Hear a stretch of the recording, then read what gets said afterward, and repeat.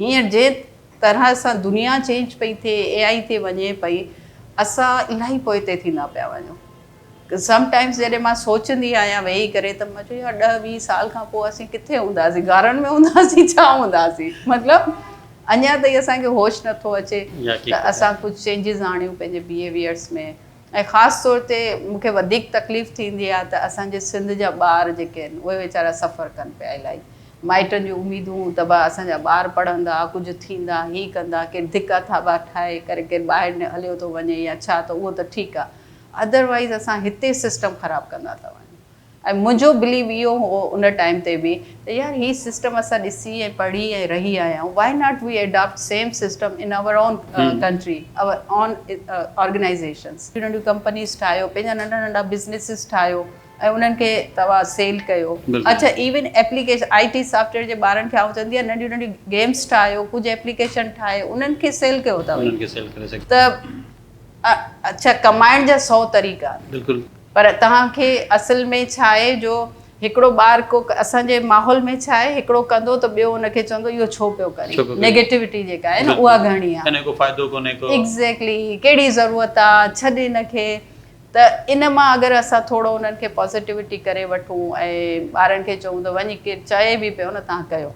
Education में इहे शयूं असांखे टीचर्स खे ट्रेन करणु घुरिजनि त नया वे ऑफ मेथडोलॉजी ते अचो। हाणे उहो बोर्ड ते लिखण वारो तरीक़ो ख़तमु थी वियो आहे।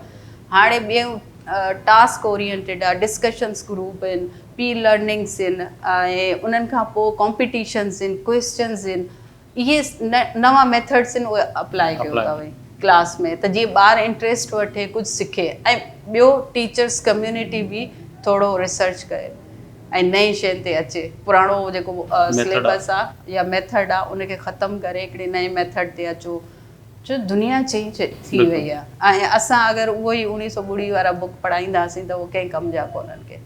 त ओवरऑल स्कूलनि में हर जॻह ते इलाही चेंजिस थियूं बि आहिनि ऐं उमेद आहे अञा ज़रूरत आहे।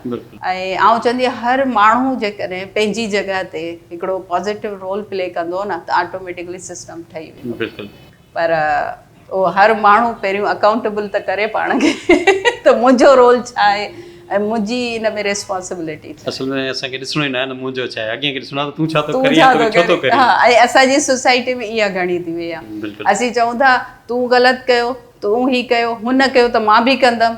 अड़े बाबा छो कंदो? अॻु हिकिड़ो ग़लति पियो करे, अॻे इहो हूंदो हिकिड़ो ग़लति कंदो त 10 हुनखे रोकींदा, बाबा इन जहिड़ो न थी। हाणे चवनि था इन इहो अहिड़ो थियो आहे, सभु अहिड़ा ई थियो। सही, तो इहा थोरी नेगेटिविटी आहे। सो आउं ॿारनि खे, यंगस्टर्स खे हिन फोरम जे थ्रू इहो ज़रूरु चवंदमि त कनेक्ट थियो, सोशल नेटवर्क्स ते अचो, ग्रुप्स जॉइन कयो, पॉज़िटिव लर्निंग ग्रुप्स। इहे फन वारा ग्रुप्स बि हिकिड़े टाइम ते सुठा था लॻनि पिया, पर मोस्टली पंहिंजे टाइम खे इक्वली डिवाइड करे कुझु लर्निंग में अचो। इंटरनेशनली एतिरा ग्रुप आहिनि, तव्हां उन्हनि ते कनेक्ट त थियो माण्हुनि सां।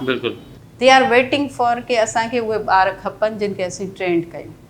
मुंहिंजी एॾी कम्युनिटी आहे इंटरनेशनल, हू सिर्फ़ु इहो चवंदा आहिनि त बच्चा वो हमें दो जिसका थोड़ा सा क्रिएटिव माइंड हो, ठीक, तो हम उसको ट्रेंड करें।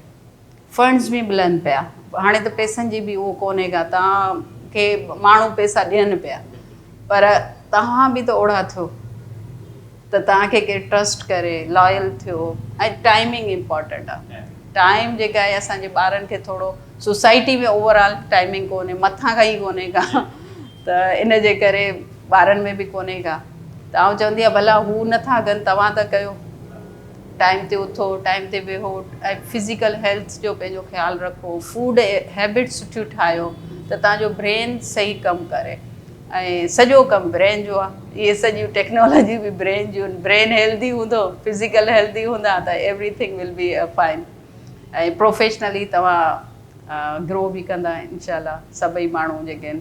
त कोशिशि इहा ई आहे मुंहिंजी त इहे अहिड़ियूं शयूं असीं प्रोमोट कयूं या गाइड कयूं या ट्रेंड कयूं।